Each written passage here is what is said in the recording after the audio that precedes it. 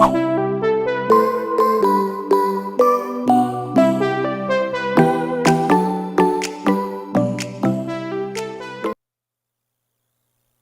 bem, Deus nos chama para compartilhar a mensagem de Cristo. Segundo o texto de Paulo aos Coríntios, no capítulo 5, no versículo 19, Deus nos mandou entregar a mensagem sobre a maneira que Ele faz e que eles se tornem seus amigos. Por isso estamos aqui falando em nome do Senhor Jesus. O nome disso é testemunho, irmão.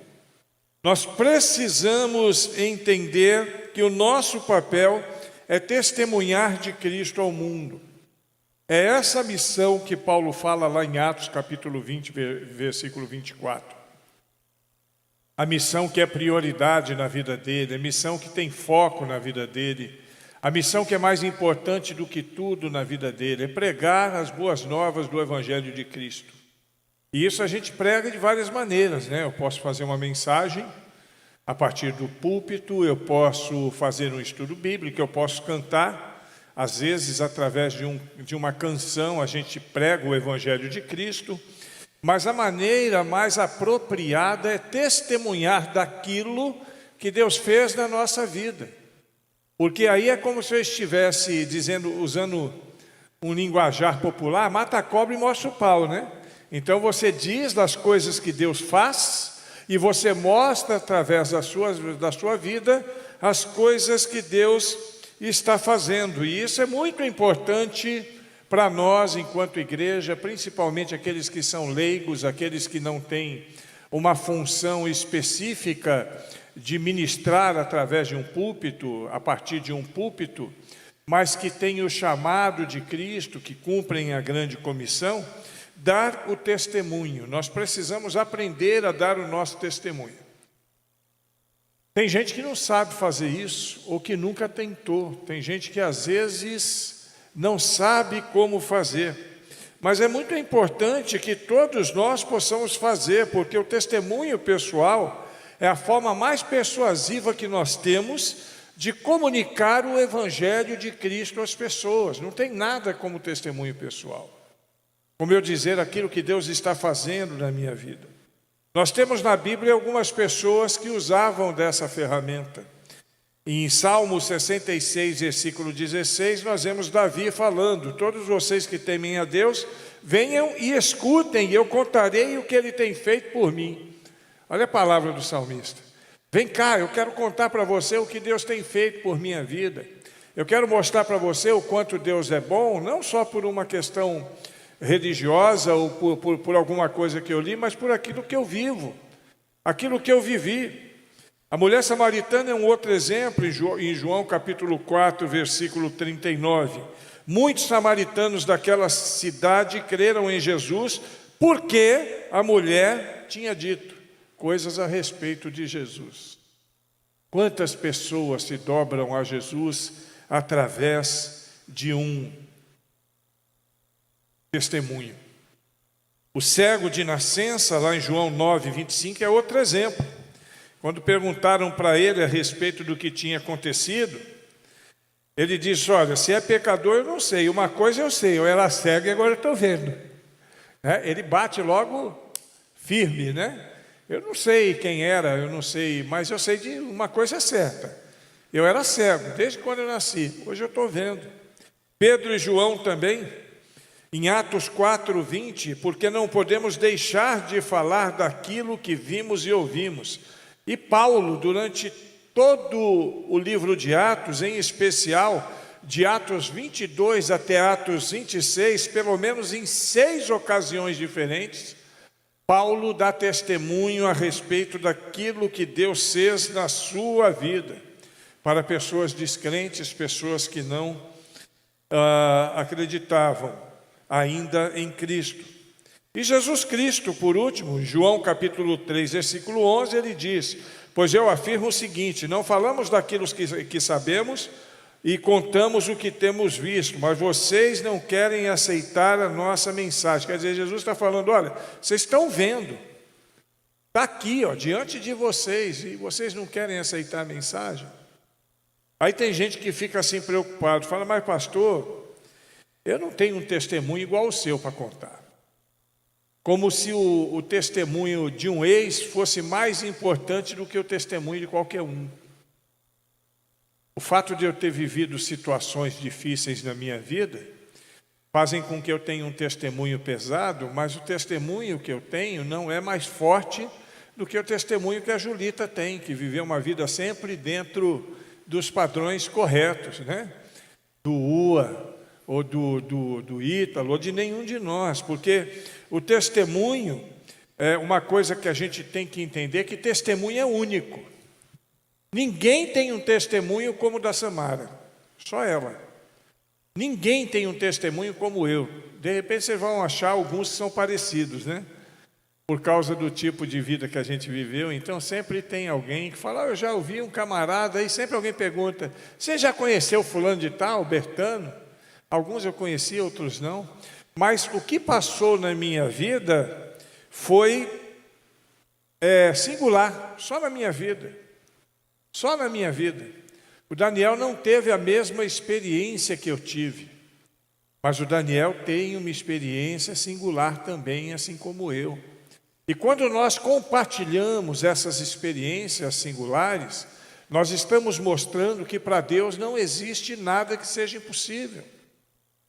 Aquilo que Deus faz na vida de um, pode fazer na vida de outro ou muito mais. E isso é importante, o nosso testemunho é valioso também, porque ele é fácil de entender. Na minha família, eu vou dar o exemplo da minha família. Minha família hoje, eu costumo dizer que o primeiro escalão está todo com Cristo já, né? E é irmão, mãe, irmã, essa turma, né, os sobrinhos mais próximos.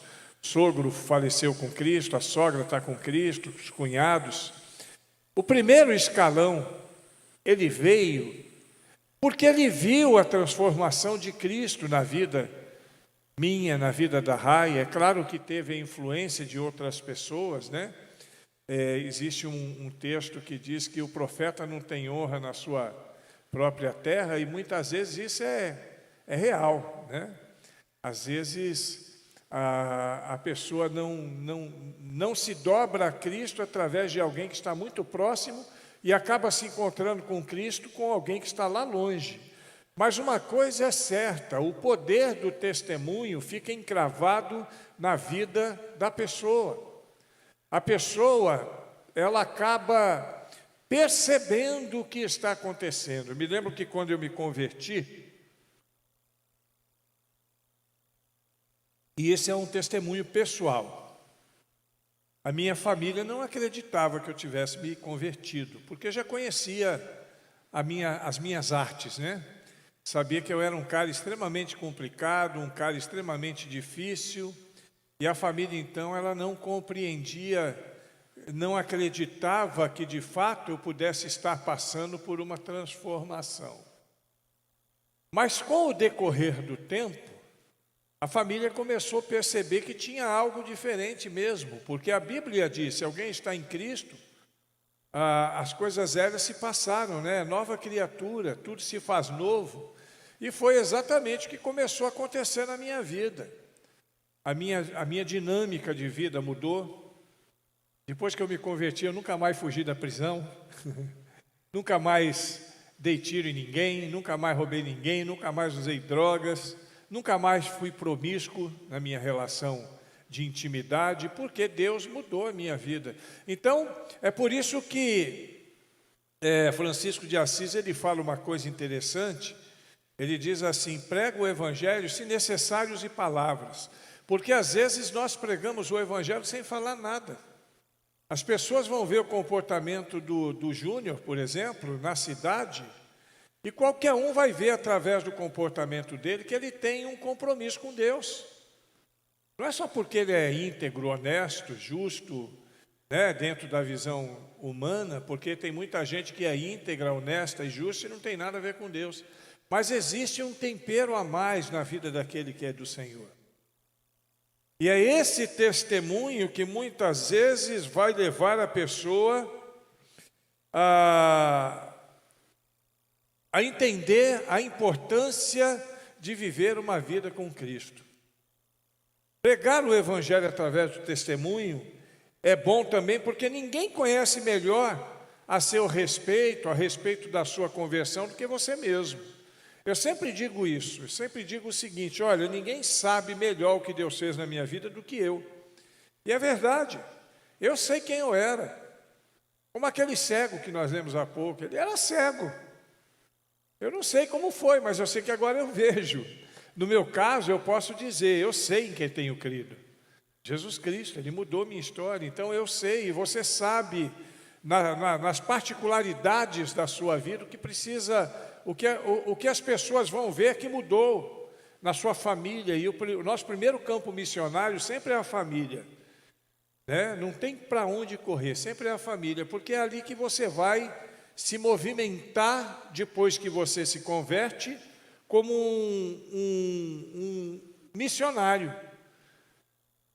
Os seus pais, os seus filhos, os seus irmãos, a sua esposa, o seu marido vão olhar para você e vão acompanhar esse processo. Foi o que aconteceu comigo. Meu primeiro campo missionário, minha família, meu irmão Sinei, ele falava assim: e nada, ele pode estar enganando vocês, a mim não engana não, eu sei quem é ele. Minha mãe olhava para mim assim, desconfiada, já tinha passado poucas e boas, ou melhor, muitas e boas comigo.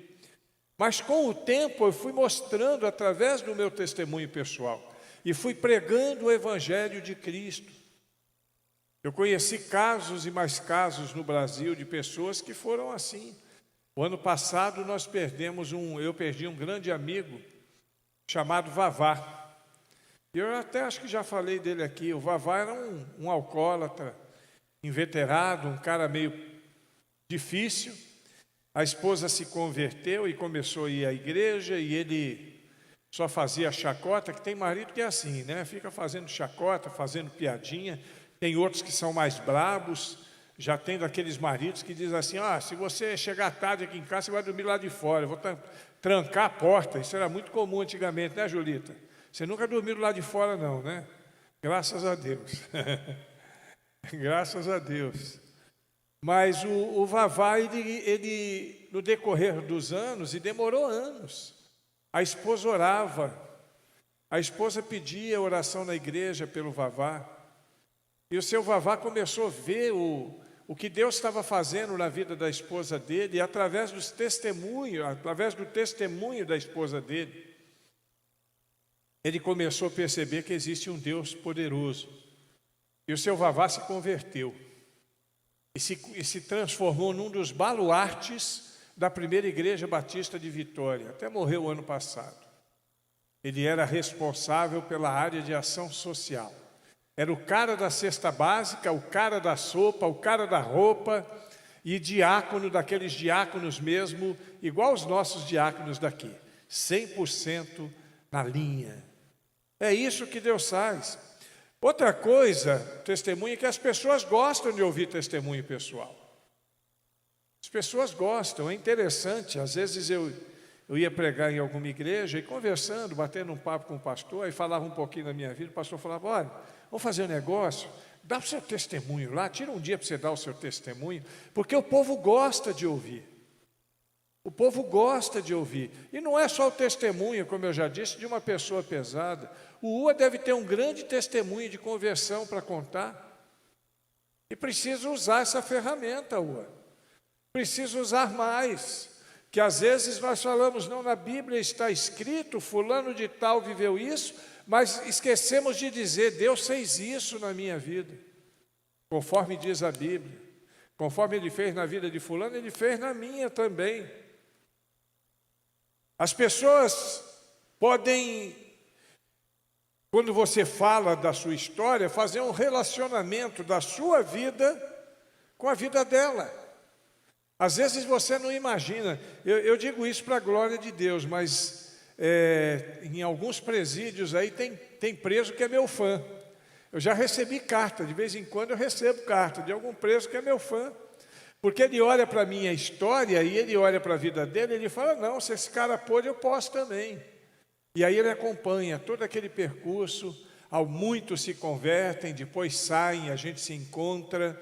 De vez em quando, essa semana mesmo eu recebi pelo WhatsApp a história de um rapaz que se recuperou das drogas e que disse que o fez através do conhecimento que teve da minha história e de acompanhar a minha vida, o testemunho. Não é só o testemunho de dizer o que eu fiz. Tem gente que vai dar um testemunho, ele dá um testemunho, né? Só conta coisa ruim que aconteceu na vida dele, não fala nada de Jesus Cristo, não mostra a transformação. Às vezes a gente faz isso também. Tem pessoas que são foram extremamente feridas na vida e se converteram, e quando vão falar da sua vida, da sua conversão, falam muito das coisas ruins que aconteceram em sua vida, mas acabam não falando das coisas boas e grandes e tremendas que Deus fez na vida dele. Thalita deve ter muita história para contar, a Samara também, a Júnia, todos nós temos muita história para contar.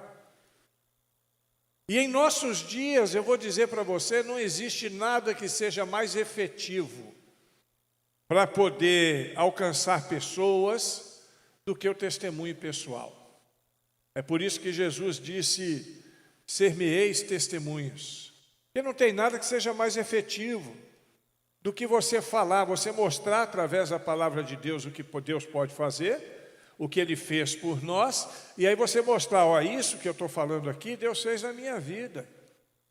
E até aqueles que não têm muito conhecimento da Bíblia, né? Você pode testemunhar, dizer, olha, Deus, Ele mudou a minha história.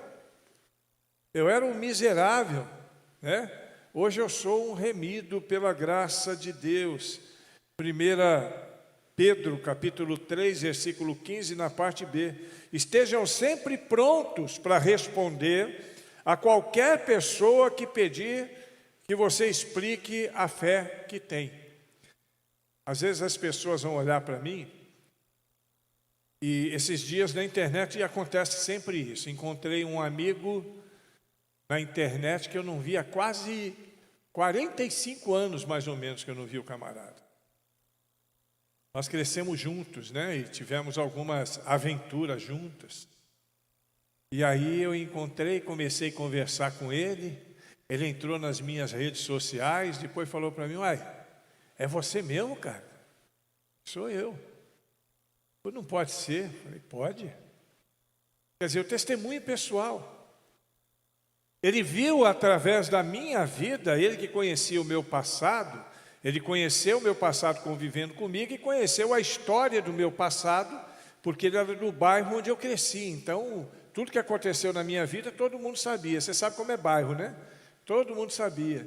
E agora ele me vê transformado, lavado, remido, restaurado, falando de graça, falando de amor, falando de misericórdia. E aí então eu tenho que explicar, eu tenho que ter argumento para dizer para ele o que aconteceu comigo. Não foi a prisão que me regenerou.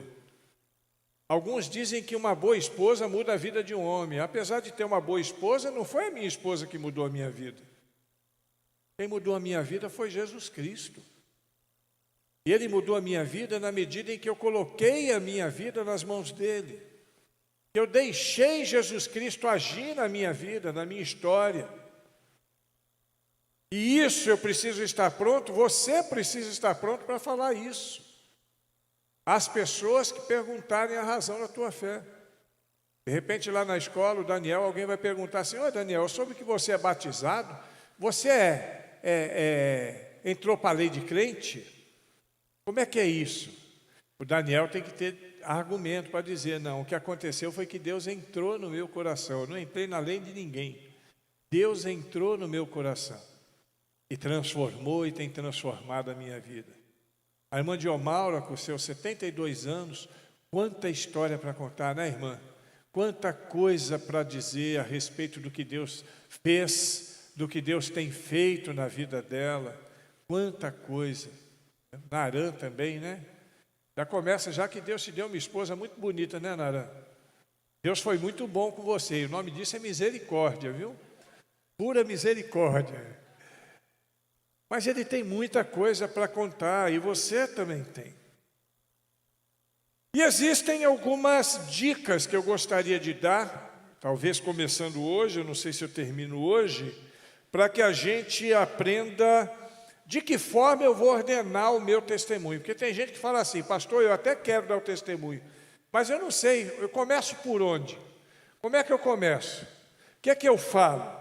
Né? O que é que eu vou dizer? Como é que eu vou entrar no assunto? Então, eu queria dar algumas dicas. Primeiro, eu quero destacar 4 partes do seu testemunho que não podem faltar quando você for pregar para alguém e mostrar através da sua vida aquilo que Cristo fez. Primeira coisa, você tem que falar como era a sua vida antes de Cristo, antes de Jesus se tornar o seu Senhor. Para que haja um testemunho, as pessoas às vezes te conheceram. Se as pessoas já te conheceram, você pode até resumir um pouquinho essa parte. Agora, se as pessoas não te conheceram, você tem que dizer o que é que você vivia antes de conhecer a Jesus, né? Quais as circunstâncias que de repente são comuns a você e àquela pessoa que está dizendo, quais as atitudes que você tomava, que provavelmente aquela pessoa para quem você está dizendo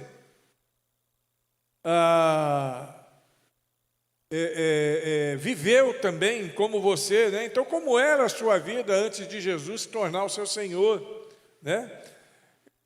Isso é importante. A segunda coisa que você não pode deixar de dizer é como você descobriu que precisava de Jesus. Como é que você descobriu isso, né? Quais os passos significativos que levaram você a uma autêntica conversão? Quais as necessidades, os problemas que você identificou na sua vida que levaram você a entender que você precisava de Cristo? Quando é que você descobriu que era um pecador de verdade? Sabe aquele insight que dá de repente? Aconteceu comigo, eu já contei essa história. Teve um dia na minha vida que eu descobri que ou eu mudava ou eu ia para a vala comum ainda. Ou eu mudava ou eu morria. Eu não tive medo ou até tive medo sim de morrer, eu não posso dizer que eu não tive medo. Mas naquele momento, o que prevaleceu em mim foi o entendimento que eu tive, que ou eu fazia alguma coisa por mim mesmo, ou então eu ia morrer. E o que eu fiz por mim mesmo? A única coisa que eu podia fazer, conhecer alguém que pudesse mudar a minha vida. Terceira coisa, você tem que perguntar, você tem que saber explicar como você se entregou para Jesus Cristo. Faz parte. Então, a primeira coisa, como era a sua vida antes de Cristo, como é que você descobriu que você precisava de Cristo, e agora como você entregou a sua vida a Jesus. Como é que foi sua conversão? Tem conversões das mais diversas formas. Eu conheço pessoas que se converteram porque receberam um folheto, leram um folheto e entenderam ali, sendo assim, entenderam confrontadas com Deus naquele folheto. Outras pessoas vêm na igreja, ouvem uma mensagem e acabam entendendo o significado de entregar-se a Jesus, se entregando. Outras pessoas são alcançadas numa viagem missionária. Então você tem que saber como é que você se entregou a Jesus Cristo para poder compartilhar isso. Mostrar para a pessoa como é que Jesus chegou e como é que você se chegou a Jesus. Você orou, você não orou, né? Como foi? Você tem que ser bem objetivo nisso. Então, quando você testemunhar e falar como foi que você se encontrou com Jesus Cristo, você precisa ser objetivo. Não é objetivo no sentido de ser rápido, mas você tem que saber exatamente o que falar. E a quarta coisa é você dizer a diferença que Cristo fez na sua vida. Isso é importante. Então, só para fazer uma aplicação. Primeiro eu digo como era a minha vida. Segundo, como eu descobri que eu precisava de Cristo. Como eu descobri que eu sou um pecador, condenado. Terceiro, como eu entreguei a minha vida a Jesus. E quarto, qual a diferença que isso fez na minha vida? Será que entregar a sua vida a Jesus fez diferença? Será que fez diferença na minha vida? O que vocês acham? Muita, muita. Será que fez diferença na sua vida? O dia que você se entregou, alguém vai falar assim, não, mas eu não precisei porque eu já nasci crente. Não existe isso, ninguém nasce crente. Ninguém nasce crente. Nós nos tornamos crentes quando recebemos a Jesus Cristo. Todas as pessoas, sem exceção. Então, quando eu recebo a Jesus Cristo, isso faz diferença na minha vida. Eu tenho que falar, eu tenho que mostrar como é que é essa diferença. O que é que mudou para mim? Será que valeu a pena? Será que vale a pena, por exemplo, aqui tem alguns jovens, né, alguns talvez nos assistindo, será que vale a pena abrir mão do rock, da balada, né, da curtição? Será que vale a pena abrir mão de uma vida mais, vamos dizer assim, mais liberal, né? Nós que vivemos num mundo tão complexo, em que os valores estão invertidos, imagine que hoje estão votando no Supremo Tribunal Federal se nós podemos ou não abrir igreja. Olha que absurdo. Que absurdo. O mesmo Tribunal Federal que anulou todas as sentenças do Lula. Que absurdo. Para onde é que nós vamos? Então, eu preciso mostrar que a minha vida é diferente dessa vida comum, dessa vida sem Cristo, e que vale a pena. Para eu me divertir, eu não preciso encher a cara de goró e ir para o boteco, ou ir para a balada, ou ir para o rock. Eu não preciso disso. Eu fico feliz com Cristo. Quando nós estamos aqui, nós nos alegramos no Senhor, sim ou não? Nos alegramos no Senhor, louvamos ao Senhor, temos prazer de estar aqui. Eu acredito que todos têm prazer de estar aqui. Então, quando eu sou adulto, eu tenho que pregar dessa forma. Agora, tem pessoas que se convertem quando são criança. Ainda criança, né, se convertem. Mas se afastou e nunca cresceu até ter se reintegrado na família de Deus como adulto. Tem gente que nasce, cresce, vem na igreja porque o pai traz, porque a mãe traz, mas chega um determinado momento e ele fala, bom, agora eu sou dono do meu nariz, eu não quero mais ir para a igreja. E se desvia. Mas aí o que acontece? Essa pessoa, se é crente, ela volta. Ela não vai viver a vida toda longe de Deus. Não dá para viver a vida toda longe de Deus. Não dá para se esconder de Deus por todo o tempo. Lembra de Jonas? Não adianta fugir, não adianta se esconder, ir lá para o porão e dormir, não adianta. Então nós precisamos entender que essa pessoa viveu uma experiência dramática. Quem cresceu na igreja, se desviou e depois voltou, viveu uma experiência dramática, porque conheceu a vida com Deus, depois aprofundou-se numa vida sem Deus, e normalmente quando isso acontece, a pessoa cai de cabeça, para se lambuzar mesmo. E depois de algum tempo, aí como filho pródigo, ela volta. Olha o testemunho dessa pessoa. Claro que nós não gostaríamos que nenhum tivesse um testemunho dessa natureza, né? Nosso desejo é que todos cresçam e permaneçam na presença do Senhor. Mas existem pessoas que passam por isso, e isso é um testemunho. Lá no Rio de Janeiro eu tinha uma experiência, tive algumas vezes, tem colegas que tinham mais, de ir no baile funk pregar o Evangelho. Pense no baile funk do Rio de Janeiro. Pensou? É mais ou menos aquilo mesmo. De chegar, o pessoal que está fazendo o baile, parar o baile, dar um microfone para você e você pregar o Evangelho.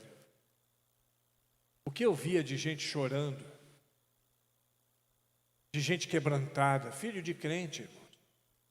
Crentes desviados de monte, e muitos deles se reconciliavam, saía do baile e ia embora para casa. No carnaval, eu falei aqui uma vez, no carnaval lá de Salvador, nós fazíamos um impacto de carnaval, e eu nunca me esqueço daquele camarada, o camarada vestido de índio. Mas ele não estava vestido, ele estava pelado, seminu. E a gente saiu então no carnaval pregando o Evangelho e alcançamos essa pessoa e levamos essa pessoa para a igreja, e ele ouviu o Evangelho, ele se quebrantou tanto que eu nunca me esqueço. Aquele camarada deitado no corredor da igreja, chorando igual uma criança. Imagine o testemunho que esse menino vai ter, ou deve ter tido. Quantas pessoas vão ser alcançadas por Cristo através do evangelho dele? Eu não consigo imaginar o Ua, por exemplo, numa situação como essa, vexatória como essa. Mas só o Ua sabe como foi a vida dele. Foi sempre crente, Ua? Pois é, só ele sabe. Pensa quanto testemunho ele tem para contar a respeito do que Deus fez na vida dele. E através da vida dele, na vida dos filhos. Bênçãos de Deus, todos eles. E através da vida dele, da esposa, dos filhos, na vida dos netos, das noras e de todas as pessoas que estão no contexto. Pensa nisso, irmãos. Às vezes a gente pensa que não vai conseguir. E eu já passei por várias experiências do tipo de um adolescente, por exemplo, que chegou em mim e falou: pastor, vai lá em casa pregar o evangelho para minha mãe. Queria tanto que ela se convertesse. E aí eu perguntei: você já falou de Jesus para sua mãe? Ele falou: não, pastor. Nós temos que ser um testemunho vivo. E como eu disse, o nosso primeiro campo missionário é aonde? Em casa. Tem gente que está tão preocupado, Rua. Eu digo isso porque eu conheci muitos nesse Brasil afora. Quando você fala de missões, ele vem e fala: pastor, eu lembro que eu era gerente de missões, né? Então eu entrevistava missionários para o campo, né? Agregava missionários, e alguns chegavam dizendo: pastor, eu queria tanto atravessar o mundo falando do Evangelho de Cristo. E nenhuma vez, nem duas, eu disse o seguinte: se você atravessar a rua da sua casa, já está num bom tamanho para começar. Às vezes a gente não faz missões na nossa vizinhança e está preocupado em fazer missões lá na Indonésia. Na Indonésia tem pessoas que precisam de Cristo? Tem, mas em Medeiros Neto também tem. No bairro que você mora, também tem. Na rua que você mora, também tem. Outros que diziam assim: pastor, se eu for missionário um dia, eu quero ir para a janela 1040. Eu dizia assim: não precisa ir tão longe, é só abrir a janela da sua casa que você vai ver um campo missionário. Você vai ver um grande campo missionário.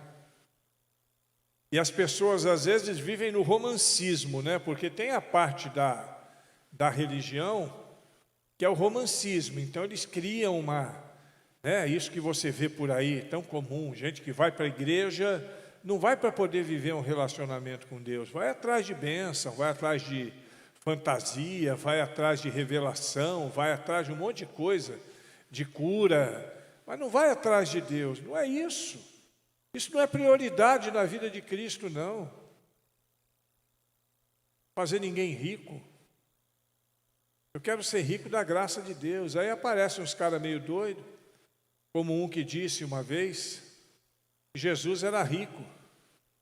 Ele tinha uma casa na beira do mar, tipo assim, uma casa de praia. Meu Deus. Meu Deus. Outros que diziam que o jumentinho com o qual Jesus entrou em Jerusalém era o Cadillac da época. Meu Deus. Quanta besteira. E as pessoas que vão em cima daquilo, e as pessoas que testemunham nesse sentido. Eu respeito a visão religiosa de cada um, mas testemunhar de Jesus Cristo é entender que nós somos pecadores, nós vamos morrer pecadores, e a nossa esperança é uma esperança celestial. Não quer dizer que eu não possa ter sonhos, eu preguei sobre isso aqui. Eu posso ter sonhos na minha vida, mas a minha maior esperança é a esperança celestial. Eu vou viver para sempre com Deus. Isso aqui tudo é passageiro. Tanto as coisas boas quanto as ruins desse mundo são passageiras. Então o verdadeiro testemunho é pregar o verdadeiro evangelho. Tem muito evangelho falsificado por aí. Muito evangelho falsificado. E nós precisamos prestar atenção para que isso não aconteça na nossa vida. Para você preparar o seu testemunho, primeiro você não tem que se preocupar em ter tudo anotado. Aí você vai dar um testemunho e você fala, espera um pouquinho. Meu nome é fulano de tal, eu sou da igreja. Não precisa disso. Deixa Deus falar, irmão. Deixa Deus se manifestar através da sua vida. Você tem que estar preparado. De que maneira? Conhecendo, pelo menos, a base bíblica da sua conversão. Qual é a base bíblica da sua conversão? Que você é pecador, que você não pode fazer nada para resolver os pecados da sua vida, e por isso você precisa de um Salvador, que Jesus Cristo deu a vida por você, e que você precisa receber a Cristo na sua vida. E por último, que recebendo a Cristo você se torna filho de Deus e dessa forma está garantido por toda a eternidade. Isso é básico, você tem que saber. Mas a forma como você vai falar, você precisa deixar Deus agir. É diferente de preparar uma mensagem para pregar no púlpito. Eu, às vezes, preparo uma mensagem e não prego exatamente o que está escrito. Porque você tem que deixar, às vezes, Deus dá uma direção diferente para que você possa falar, e é muito importante que isso aconteça na sua vida. Você tem que mostrar para a pessoa que, às vezes, as dificuldades que nós vivemos são lições de casa de Deus para a nossa vida. Tem gente que acha que o crente não pode passar dificuldade, que o crente ele não pode passar por situações adversas na vida. Mas não, irmão. As pessoas têm que entender que ser cristão não é você pleitear uma vida de riquezas nessa terra. A Bíblia diz que a riqueza dessa terra é corroída pelas baratas, pelo ladrão, pela ferrugem. As pessoas têm que entender que a riqueza que Deus nos dá é a paz que nós temos no nosso coração, que é maior do que toda a paz do mundo, e a certeza, a esperança de que nós vamos viver para sempre com Cristo. É isso que as pessoas precisam saber, é disso que eu preciso falar. Eu fico triste quando eu vejo algumas lideranças evangélicas que pregam o evangelho da prosperidade, principalmente por saber que muitos deles estão fazendo aquilo por puro desconhecimento. Não conhecem o evangelho. Puro desconhecimento, às vezes porque faz parte do rito daquela igreja. Tem algumas igrejas aqui que você tem que seguir, a pessoa tem que seguir um rito. O tema é sempre o mesmo, a mensagem ela tem que ser focada sempre na mesma direção. Você tem, os camaradas lá, eles têm metas de, não é nem número de membros, porque eles não estão nem aí com o número de membros, tanto é que eles não têm nem um hall de membros, mas com as entradas e as promessas. Tem que ter alguém sempre pronto para fotografar alguém que diz que foi curado, ou para tirar uma foto. Isso não é evangelho, irmãos. Eu tenho que testemunhar do que Cristo é na minha vida. As outras coisas podem ser consequências. Se Deus quiser me fazer uma pessoa abastada, Ele vai me fazer. Mas isso não é o meu objetivo.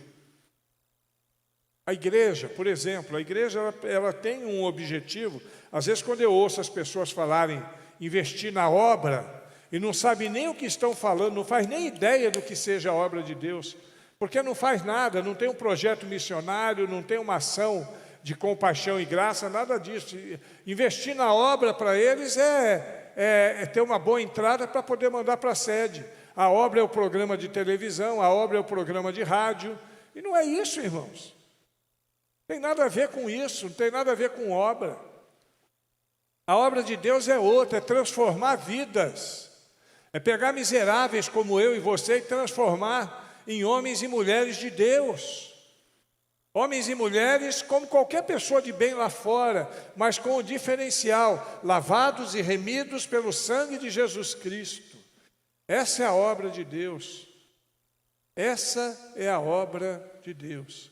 E aí alguns, para poder bater as suas metas, tem que vender tijolinho, tem que vender água santa, tem que vender azeite de oliva e cada loucura que a gente vê, que dói no coração. Se você quiser saber como é isso, vai lá no Google depois e busque assim, loucuras evangélicas, para você ver o que o pessoal está fazendo por aí.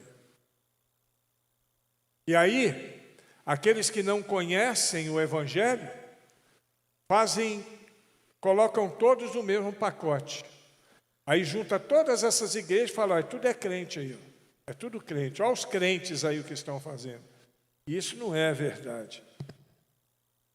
Eu preciso mostrar no meu testemunho, não só as coisas positivas, mas as coisas negativas, as lutas que eu tive. O crente, ele passa por luta. O crente, ele vive lutas na sua vida e nós precisamos dizer isso. A pessoa tem que vir para o Evangelho sabendo o que é o Evangelho e não romanceando ou fantasiando o Evangelho de prosperidade, um Evangelho de saúde, onde ninguém morre, né? Um Evangelho onde o camarada chega, bota a mão na cabeça do outro e fala assim, você está curado em nome de Jesus, e dali uma semana a pessoa morre. Não é isso não. Mas é o Evangelho, por exemplo, de Jó, né? Que apesar das dificuldades, se mantinha firme com Deus e Deus com ele. O Evangelho de Abacuque, o Evangelho do próprio Paulo, ninguém sofreu tanto no Novo Testamento quanto Paulo. E ele nunca abriu mão de Deus. Ele dizia, é meu foco, é minha prioridade, eu vou continuar nessa, quer me matar, me mata. Quer me dar paulada, quer me dar chicotada, quer me jogar para os leões, faz o que quiser, mas eu não perco o meu foco. O meu foco é viver a missão que Deus me deu de pregar as boas novas do Evangelho de Cristo. A gente, às vezes, por causa de uma besteirinha, perde esse foco. Perde. Essa igreja não, mas tem muita gente por aí que não está nem indo à igreja, e não é por causa de coronavírus não, viu? Que acostumou. Acostumou não ir na igreja, falar, quer saber, eu não preciso de igreja não. E aí dá um mau testemunho. Essa ausência é um mau testemunho. A gente sabe que nós não podemos ter aqui hoje a quantidade de pessoas que gostaríamos de ter. Mas as pessoas ficam ausentes da vida física da igreja, da vida digital da igreja, da vida financeira da igreja, da vida de oração da igreja, da vida espiritual da igreja, da vida de compaixão e misericórdia da igreja. Isso é ruim. Aqui, graças a Deus, não funciona assim. Pelo menos até agora eu não identifiquei isso. Eu vejo aqui uma igreja que chega junto. Qualquer campanha que você fala, se terminou de fechar a boca, já está resolvido. Né? Porque o povo é bom. Povo bom, né, Nel? Povo bom. O povo é bom. A gente gosta disso. Deus se alegra nisso. E a gente precisa testemunhar a respeito disso. Agora, para terminar, eu queria dizer algumas coisas que você precisa prestar atenção quando você dá o seu testemunho. Primeiro, você tem que evitar algumas palavras que não vão dizer nada para um não crente. Por exemplo, você fala bem-aventurado, ele não faz ideia do que é isso. Ele conhece essa expressão porque ele ouve as pessoas falarem, mas não sabe o que é. Bem-aventurado quer dizer uma pessoa muito feliz. Então, por que não trocar a palavra bem-aventurado para esse termo muito feliz? Por exemplo, eu nasci de novo, aí vai fazer igual Nicodemos, né? Como assim nasceu de novo? Voltou para o ventre da mãe? Não, é só você dizer, eu tive um novo começo de vida. É como se a minha vida tivesse começado novamente. Eu fui salvo. Aí ele olha para você, salvo do quê? E o pior é que tem crente que não sabe explicar isso não, hein? Não sabe explicar do que foi salvo. Eu me arrependi. Se arrependeu do quê, meu filho? Pelo amor de Deus, fala para mim. Então a gente tem que saber como é que a gente fala. Eu tenho, por exemplo, para dizer eu me arrependi, eu posso dizer assim, eu mudei meu modo de agir, meu modo de pensar. Eu não quero mais aquela vida não serve mais para mim, eu mudei isso. Quando você diz assim, todos somos pecadores, tem gente que não faz ideia do que isso significa. Não é mais fácil quando você diz assim, ninguém é perfeito, todos nós temos falhas. O problema é que a gente quer identificar termos que são religiosos no nosso meio, que são comuns. Por exemplo, no testemunho pessoal, eu louvei a Deus por isso. A pessoa não vai entender, às vezes não vai entender. Eu louvei a Deus como? Eu amei a Deus, eu fiquei muito feliz, eu me dobrei a Deus por isso, é um termo melhor, né? Palavras do tipo, fui redimido. Hein? Com uma é? Tem crente que não sabe o que é isso, né? Deus derramou a sua graça sobre mim, e daí por diante. Então a gente precisa tomar muito cuidado da forma que a gente fala. Você tem que entender que a nossa língua, o nosso idioma aqui dentro, o nosso vocabulário aqui dentro, é diferente do vocabulário lá de fora. É porque aqui é cidade pequena, quase todo mundo já teve alguma incursão na igreja, né? Quase todo mundo já passou. Mas nós precisamos entender que o nosso vocabulário é para nós aqui. Quando nós saímos para pregar o Evangelho, quando você vai dar um testemunho, você precisa usar uma linguagem mais simples possível para que a pessoa entenda o que você está falando. Vinde e aguimos, diz o Senhor. Espera aí, meu filho, para onde você vai com isso? Coisas dessa natureza nós precisamos entender. E para dar o seu testemunho na prática, fechando. Primeiro, relacione os problemas ou dificuldades que Jesus ajudou você a resolver. Segundo, cite alguma coisa dos jornais ou TV que se relacione com as necessidades comuns das pessoas. E terceiro, desculpe-se com as pessoas que você conhece há muito tempo, mas que ainda não tiveram a oportunidade de ouvi-la. Olha, irmãos, eu vou dizer, isso é sério. Sério. Nós temos o remédio para a vida eterna. Nós temos o antídoto para a vida eterna. Mais importante do que a vacina do coronavírus, ou de uma possível descoberta para curar a AIDS. Nós conhecemos o remédio que cura o homem de uma perdição eterna. Quem conhece esse remédio aí, levante a mão. Agora, o que acontece é que no nosso redor, tem pessoas que não conhecem. E que nós, conhecendo, não falamos para elas.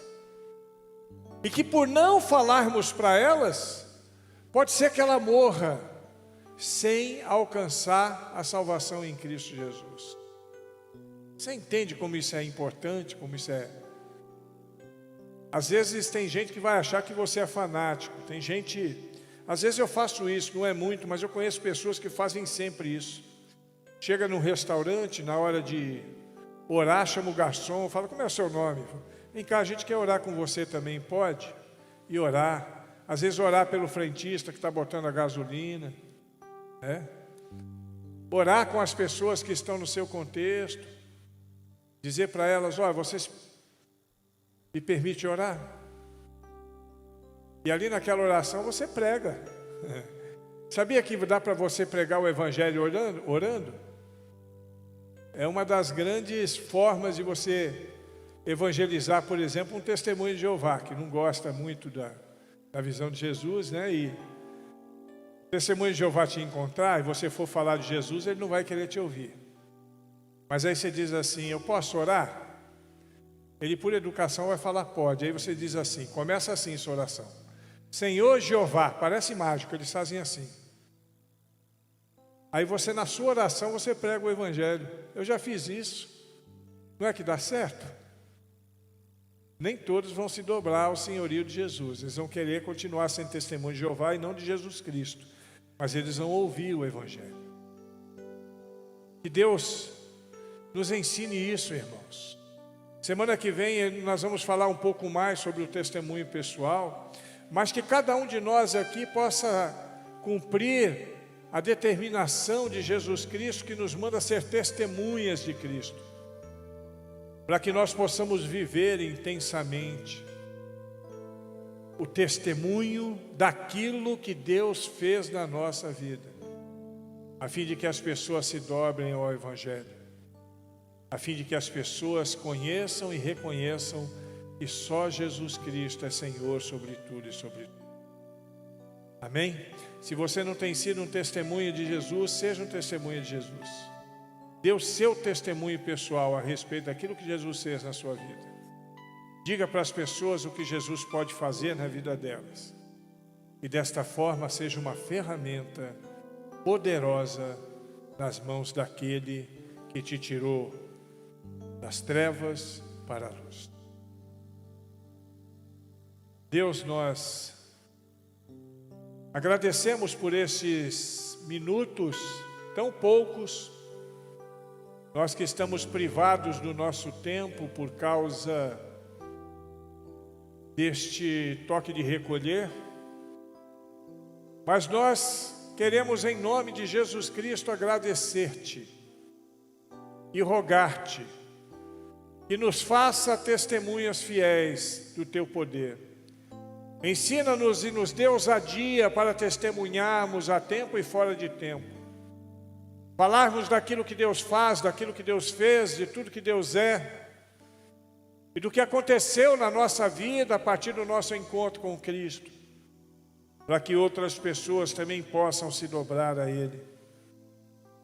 Abençoa-nos, Senhor, enquanto igreja, abençoa os nossos irmãos, amigos que estão nos vendo através das redes sociais. Enche-nos de paz, enche-nos de graça e de amor e cuida de nossas vidas, no nome de Jesus Cristo. Amém.